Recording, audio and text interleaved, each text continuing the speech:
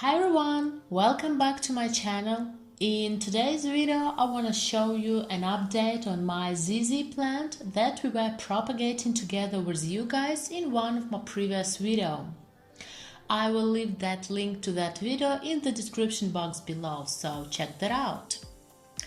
And the most important thing is you have to subscribe to my channel if you don't want to miss anything like an updates on propagation or growing from seed, some new interesting projects and so on and so forth. And now let's come back to these beautiful ZZ plants. For the soil I use my own mix of 3 parts potting soil, 1 part succulent and cactus mix and 1 part cocoa coir. Also, don't forget to wash all your houseplants from time to time.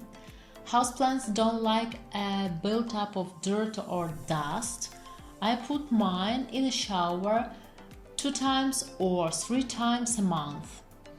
These leaves are naturally shiny, they look even better, and the plant functions are better when they are clean. I will also make a video on how to do it, how to wash your plants properly and for what reasons you have to do it.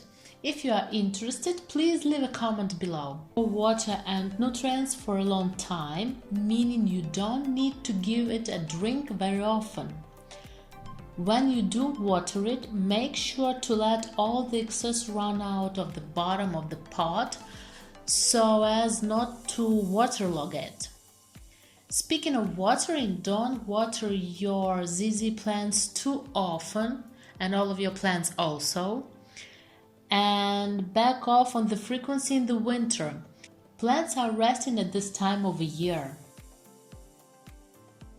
To sum it all up, ignore this plant and it will be happy.